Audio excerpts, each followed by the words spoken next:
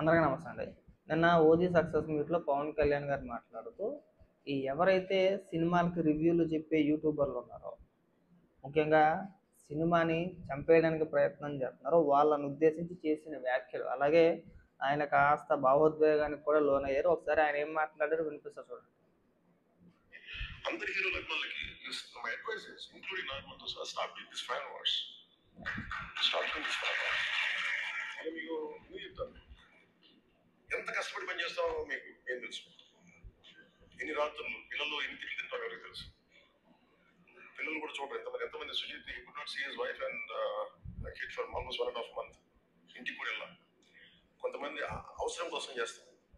ఈ fan wars లో దయచేసి సినిమాని చంపేయకండి. షార్ట్ లైఫ్ అయిపోయింది సినిమాకి. 6 రోజులు, ఇదివరకు 100 రోజులు 150 రోజులు ఫంక్షన్స్ చేసేవాళ్ళు. ఇలాంటి ఇప్పుడు 6 రోజులకి అయిపోయింది.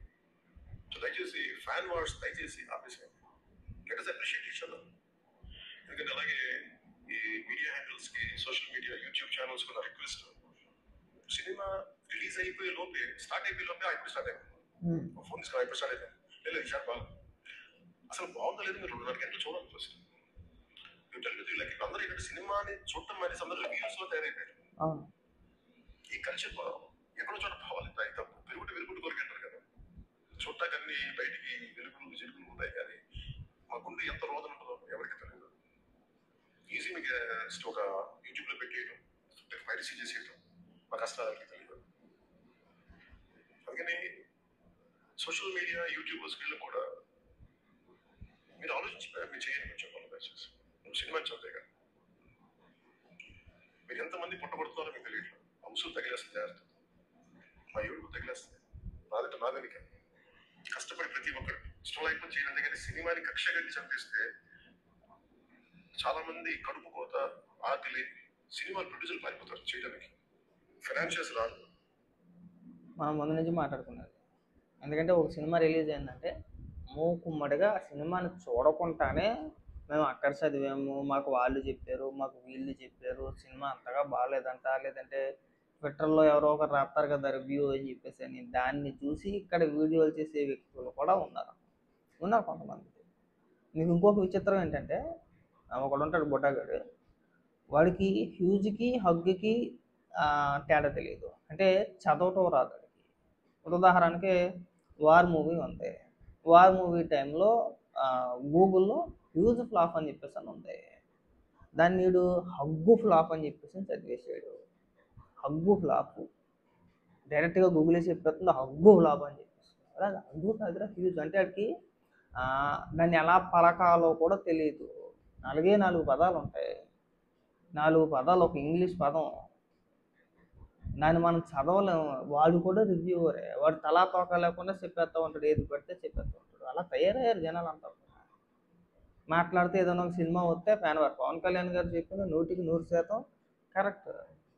ముఖ్యంగా ఫ్యాన్ వార్స్ అది ఎక్కడో దిక్కున ఎవరో ఒకరు ఖచ్చితంగా ఆపాల్సిందే. గతంలో ఇవే వ్యాఖ్యలు, ఇలాంటి వ్యాఖ్యలే జూనియర్ ఎన్టీఆర్ గారు, మహేష్ బాబు గారు చెప్పారు. ఫ్యాన్ వార్ చేయమాకండి, ఆపండి అని చెప్పేసాను. కొన్ని రోజులు బాగానే ఉన్నారు, కొన్ని రోజులే, తర్వాత మళ్ళీ మొదలే.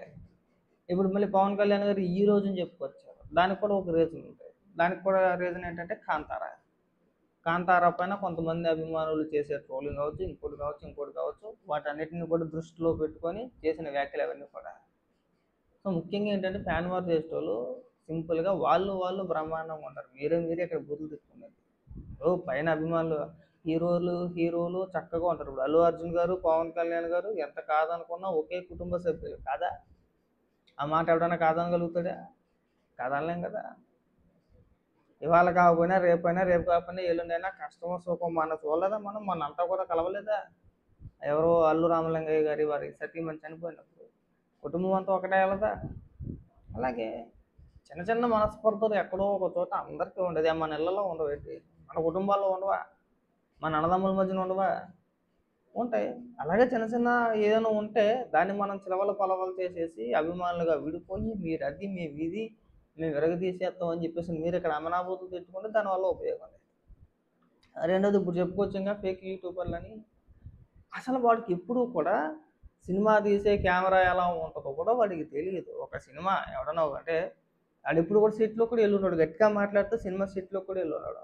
వాడి ప్రపంచం అంటే ఏంట్రా అంటే ఎంతసేపు ఫోన్ చూస్తూ ఉండాలా, ఏ సినిమా అవుతుంది, ఏ సినిమా అప్డేట్ అవుతుంది, ఎవరు మాట్లాడుతున్నారు, దేని గురించి మాట్లాడుతున్నారు, ఓకే వీళ్ళంతా ఇలా మాట్లాడుతున్నారు కదా, మెజారిటీ ఈ సినిమా బాగాలేదని చెప్పేసి అని వస్తుంది కాబట్టి మనం ఒక వీడియో చేసేద్దాం, ఒక వీడియో చేసేస్తాడు. సినిమా స్టోరీ గురించి ఎక్కడా కూడా టచ్ కూడా చేయడాడు. నేను రీసెంట్గా చెప్పాను కదా ఇప్పుడు బుడ్డగాడు అని చెప్పేసి, అదేదో కానీ ఒక సినిమాకి చేసుకొచ్చాడు. వాడి సినిమా చూడాల, దేనికెందుకు, దీనికే ఓజీ సినిమాకే అది సినిమా చూడకుండానే నెగిటివ్ రివ్యూ స్టార్ట్ చేసాడు. ఫస్ట్ సినిమా చూసి తాగలాడండి, తర్వాత మీరు రివ్యూ చెప్పుద్దు కానీ మీకు ఏది నచ్చలేదురా అంటే నాకు అక్కడ హీరో ఇది ఈడు చిన్న ఫోన్ పెట్టుకొని ఫోన్లో కెమెరా ఆన్ చేసి అక్కడ హీరో ఏం చేయాలి ఎలా చేయాలని చెప్పేసి ఈడు ఇక్కడ డైరెక్టర్కి సూచనలు సలహాలు, మీరు అలా చేస్తే బాగుంటే కథలో లింక్ లేదు ఉండదు. సినిమా అంటే ఏంటి, సినిమా అంటేనే ఒక కల్పితం.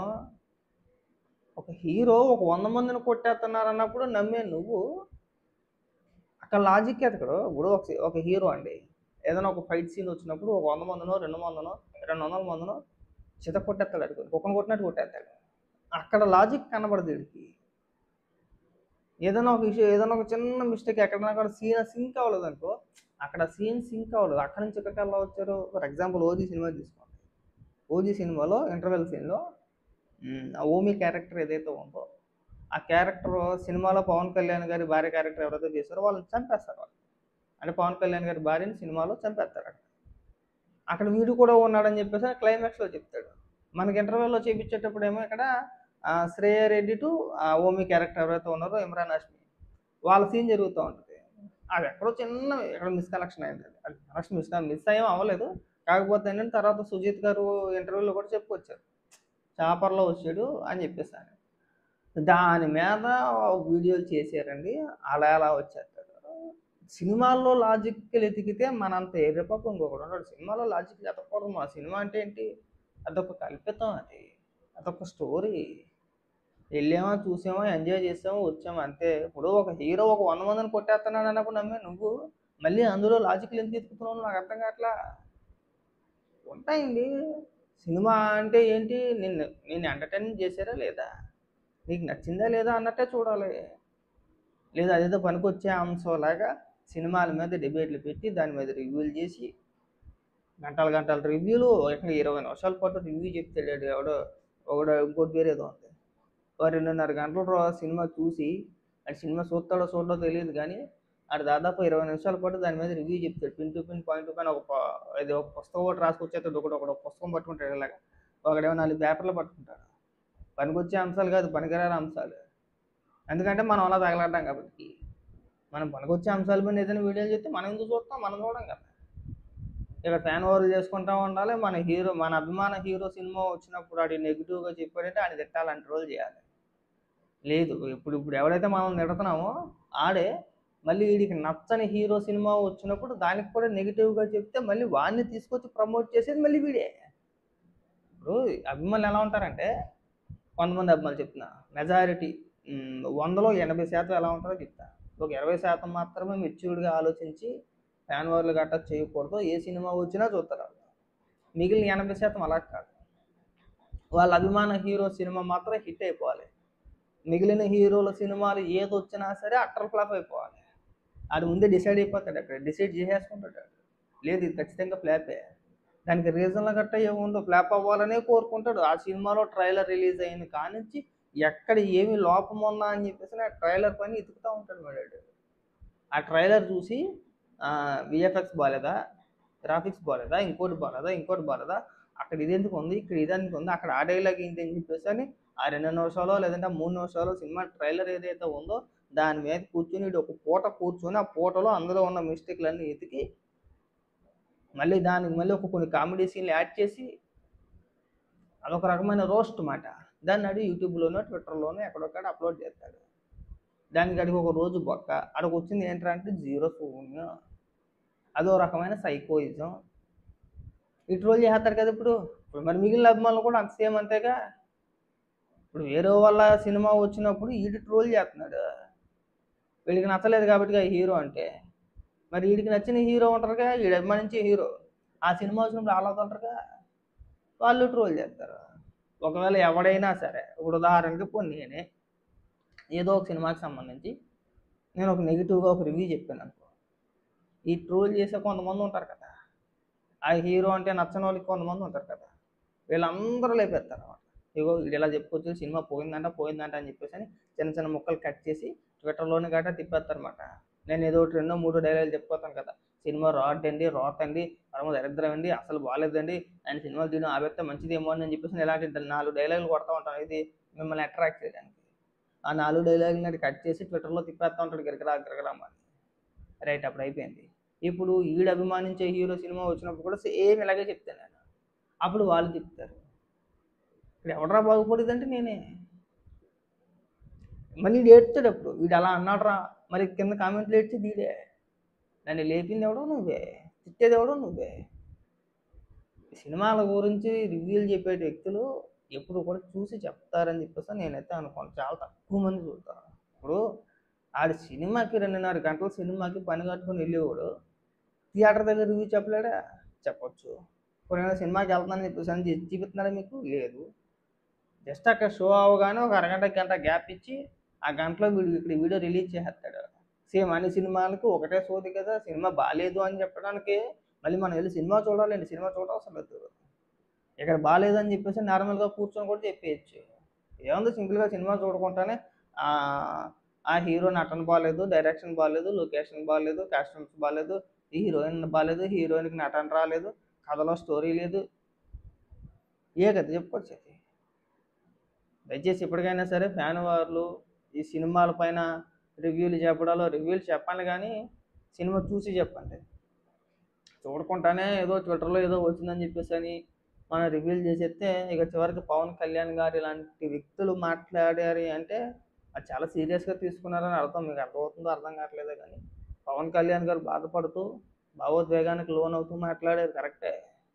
మీరు ఏమనుకుంటున్నారంటే అది రిక్వెస్ట్ కింద అనుకుంటున్నారు. రిక్వెస్ట్ కాదు, అది వార్నింగ్గా తీసుకోవాలని మీరు.